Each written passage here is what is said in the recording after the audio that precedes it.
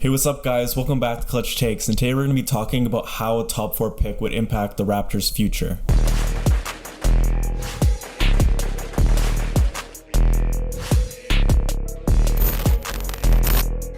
Now, besides Cade Cunningham being the consensus number 1 pick, picks number 2 to 4 are more up in the air, but for this video, we're going to be doing Cade, Mobley, Green, and Suggs. And we're going to be saying how each player would fit and impact the Raptors. Now, starting off this scenario, we're talking about Cade Cunningham and if the Raptors obviously land the first overall pick. So Cade Cunningham is a point guard that can do it all. He's 6'8", he has great passing ability, he has great strength, he's a 3-level scorer, can shoot in the inside, the mid-range, and he can pull up from 3, he can create his own shot. He has number 1 option potential. For Oklahoma State, he averaged 20, 6, and 3.5 on good shooting. On a better team like the Raptors, with capable shooters around him, he could be an excellent player. So for the player comparables that we've been talking about, it's probably like a Ben Simmons with a jump shot, which everyone's been talking about for the past 4 years with Ben Simmons, and how Ben Simmons would be an amazing player, probably a superstar with a jump shot, everyone keeps talking about. But that's what Cade Cunningham kind of resembles. Or a Luka Doncic, but just less crafty, but has way better defense, and probably faster too, because Doncic is not the fastest player in the league. So how good do you think Cade Cunningham can be? What do you think is his potential? What do you think is his ceiling? Well, Zion Williamson was, when he was drafted in the first overall, everyone kept talking about how he's going to be the next LeBron. He's going to take over the league as the number 1 player. Honestly, Cade Cunningham has the potential to be that kind of player. I don't know, because every year in the first round, every time there's a first overall pick, people always say, oh, he's going to be the next LeBron. Oh, he's going to be the next whatever. He's going to be the next guy to take over the league, but that's just hype up the player to get people excited. But I honestly think Cade Cunningham will definitely be a top 5 player in the league. He won't be I don't know, because it's hard to tell, because you don't know who's going to be the best player in the league after LeBron's done. Well, I feel like Cade Cunningham, he has all the skills. He can score at 3 levels. He has good defense. He has good basketball IQ. I think there's too much right with him for him to be a potential bust. I don't think any bust factor is there. It's just how good he can be translating his stuff that he's done in college to the NBA level. So for some potential lineups for the Toronto Raptors, we came up with 3 options. The first option being Cade running the point, Van Vliet at the 2, OG at the 3, Siakam at the 4, and Khem Birch at the 5. This could depend if Khem Birch even stays, or if this is a free agent or a trade. And the second option is the Raptors running out a totally small ball lineup of Cade, Van Vliet, Trent Jr., OG, and Siakam. We've seen the Raptors use a small ball lineup in the past, and this would have a little bit more size as in years past, as Gary Trent Jr. is 6'5", and we know Cade Cunningham is 6'8", so we already have more size, obviously not a 7-footer, but this could potentially work. And the third option is for the Raptors to trade either Siakam or Fred Van Vliet to open up a roster spot in the starting lineup. Honestly, in my opinion, the third option would probably be the best option for the Raptors, because I don't think trading Siakam would be the play, but trading Fred Van Vliet would probably be a better way to do it, is because Fred Van Vliet, I think what he wants, he said it before, he wants to be a point guard and he wants to be the position he was supposed to, and Cade Cunningham is kind of like that, he's going to be taking over that role as a point guard. So Fred Van Vliet's going to be stuck in the shooting guard. He might actually take away from Cade Cunningham. So I honestly think that trading Fred Van Vliet and putting Trent in that shooting guard position would be the best for the team, and keeping Siakam, because I honestly think Siakam will bloom as a player and actually play like he used to with Kawhi, with Cade Cunningham, because how crafty Cade Cunningham can be. Cade Cunningham could bring that attention that he brought at the college level to the NBA and gain double teams for Pascal Siakam to work. I feel like this would be a perfect play for the Raptors, as Pascal Siakam works best in space and in transition, and I feel like this team would be a very fast team, very unselfish team, a lot of shooting, a lot of defense. I feel like I agree that option 3 is the best, and although Fred Van Vliet is a great player, he might have to go for a center that can stretch the floor, say for example like a Miles Turner, let's say. The next player that the Raptors can actually get in the draft is Evan Mobley. He's the best center in the draft. He's really tall. He's 7 foot with a 7'4" wingspan. He's a very mobile center, and people say that like he could be an Anthony Davis, but honestly, personally, I don't think he'll be like that because he doesn't move like a guard. He moves still like a center. So like I feel like the player comparison would be like Adebayo or Chris Bosh, which is still really good players. I don't think he'll be like as good as Cade Cunningham, but he would fit well with the Raptors because the Raptors been all year been asking for a center that's like at least capable of playing that center position, and Mobley is well beyond like capable of playing that position. He's a very good shot blocker. His presence in the paint will be like very helpful for the Raptors, and his trajectory for the Raptors would bounce them back into the playoffs. I don't think they'll be like a championship team right away with him, but I think that definitely they'll be like a top 4 seed again. But like his weaknesses on the floor is like his strength, and he might get bullied by like bigger players like Jokic or Embiid. Yeah, Jokic, Embiid, and like people might compare him to like a younger Towns, because Towns was like bullied when he was younger, like in the paint. That sounds weird, but like I mean like bullied in the paint when he's younger because he was smaller, and people said that he was soft. That might be like Mobley's weakness in the NBA when he comes for this first 2 or 3 years. Or he could be like a Kristaps Porzingis, as like people say sometimes he stays too much on the perimeter, or he doesn't use his size to his advantage, or he gets bullied too much. He needs to add some strength to his game to fully perfect his game, as he doesn't need to be like a tank down there. He doesn't need to be like a Zion Williamson, but he needs to be able to guard players, and obviously he needs to go in the inside. Obviously he's still really young. Like we've seen players like Giannis Antetokounmpo come into the league extremely skinny, and then in a few years they'll put on a lot of muscle, and then they're a totally different player. A player that he can actually like become, which is a bad thing, is like DeAndre Ayton. DeAndre Ayton, when he's drafted, was like a 7-footer like him, or even 7'1" with a long wingspan, shot blocker, mobile. He's the best center in his draft. Then they didn't use him properly, and he became just like a generic center that's starting on a team. Mobley could be that if he's not properly developed as a team. And the Raptors probably have like one of the best developing systems in the league, which Mobley might actually turn into a superstar because of the system. Yeah, I feel like Mobley with the right system, like the Raptors, I feel like he will reach his full potential. I feel like we don't have to really worry about that. I feel like he has the talent to do so. I think that obviously the sky's the limit for this guy. Obviously he's not as polished as a Cade Cunningham right now, but with all these skills put together, if he works on his 3-point shot and he adds the strength, he could very well end up being the best player in the draft. So for the potential lineups, this is like we said, the easiest transition, as we wouldn't have to take any starters out of the lineup, minus Lowry leaving in free agency or signing trades. So Raptors would roll out a lineup of Fred VanVleet, Trent Jr., OG, Siakam, and Mobley.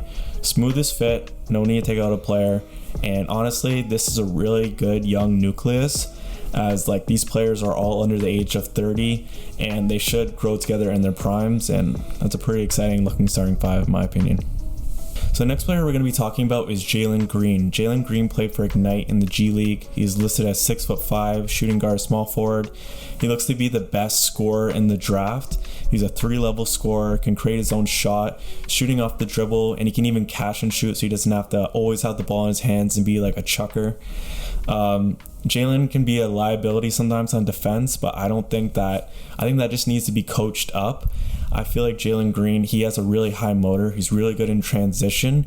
I just think he needs to learn a little bit more systems, and that's perfect because the Raptors have literally a defensive system, and Nick Nurse is one of the best defensive coaches in the league. For a player comparison, people like to say Bradley Beal, Devin Booker, or Zach LaVine. In my opinion, I actually really see Bradley Beal in this guy's game.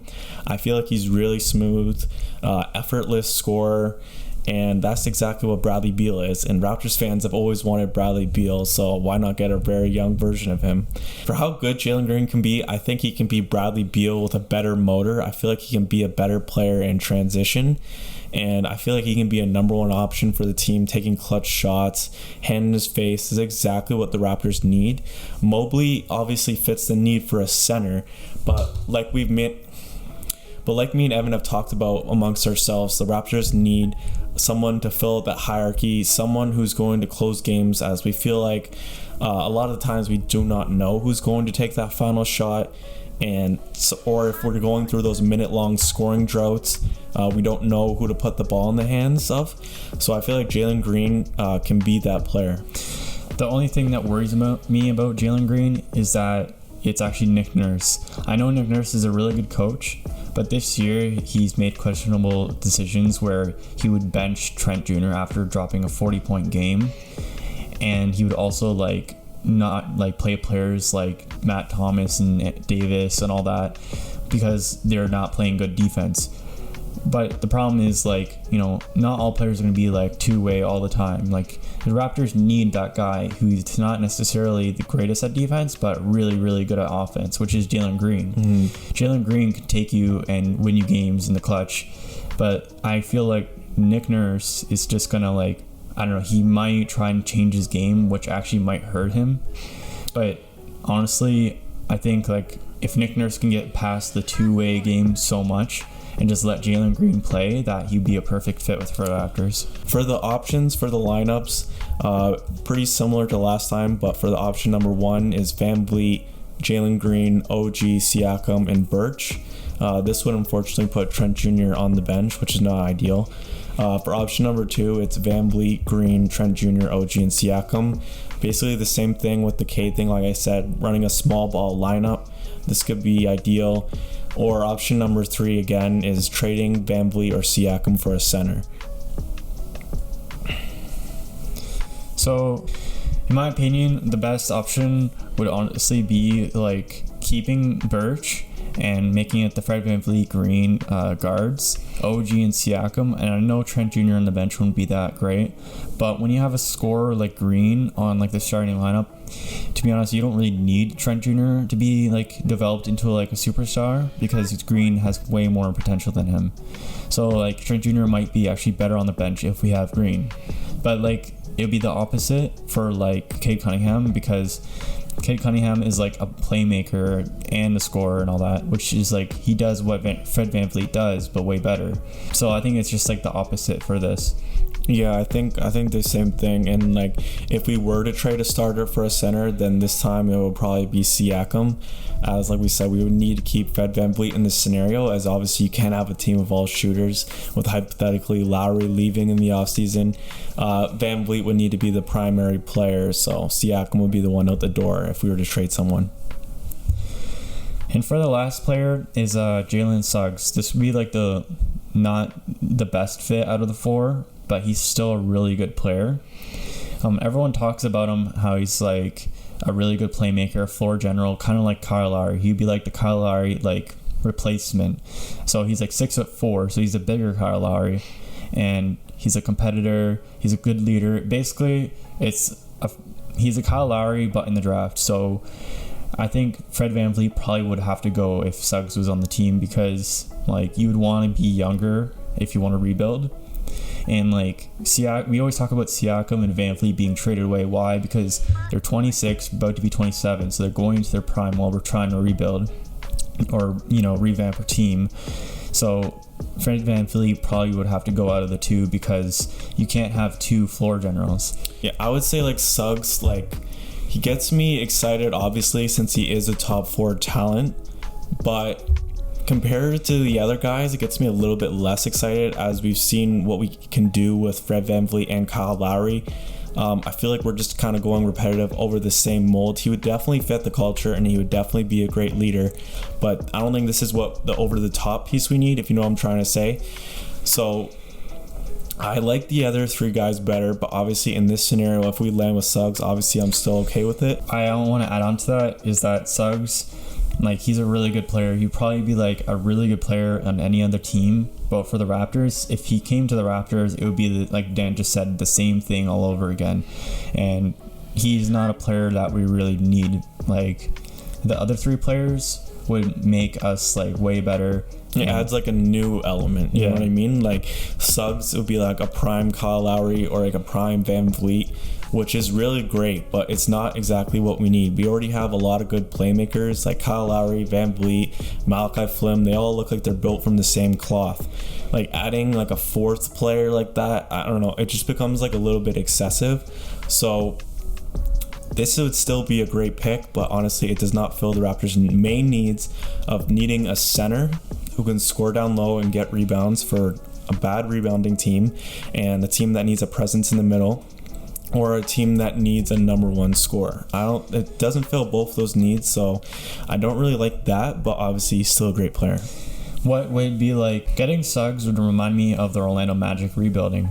So when the Orlando Magic rebuilded, we were joking all the time like how the Orlando Magic loves their centers. So they would sign Biyombo when he was young. So they got him, and then they got Vucevic.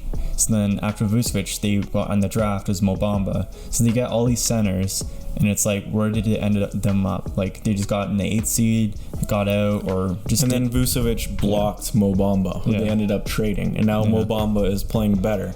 So I feel like, I don't know, like obviously Kyle Lowry leaving, that would create another player, for Suggs to work. But I mean, we already have like Van Vliet and Flynn, so that's still like 3 pretty similar players, and it becomes excessive. So like hypothetically, if we were to get Suggs in the draft, and we were like projected to get Suggs, I think a smart move would be either to trade up or trade the pick away for someone we need. So either like we trade Suggs to a team to get like a Bradley Beal or a Zach LaVine, or Zach LaVine would actually be really good now I'm thinking about it, because the Bulls are a team that desperately needs a point guard, and they try to get Lonzo Ball at the deadline. Obviously that did not happen. They're a team that would desperately need a player like Suggs. So that swap for like a Zach LaVine, obviously the Raptors might need to add something.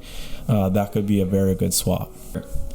Here's like pretty much our opinion on the whole situation on the 4 players. So Jalen Green, he would like fix the problem of a closer, a scorer, and those 2 things that we really need in a player. That's like why the Raptors been targeting Bradley Beal for so long. Mobley would be our center. Like everyone's been talking about, we need a center because Brent Baines is not that good. Mobley would fit that center role really well, and we need that. Or Cade Cunningham would be that superstar that we need to like fill in the void of Kawhi Leonard leaving. And then Suggs, he doesn't really fit anything that we need. He's kind of like, oh, he's a great player, we just got him, but he doesn't fit really what our needs are. Down below, who out of these 4 players besides Cade Cunningham obviously you would want the most for the Raptors? Who would make the biggest impact? Let us know in the comments down below. Leave us a like if you enjoyed this video, subscribe if you guys are new, and we'll see you guys next time.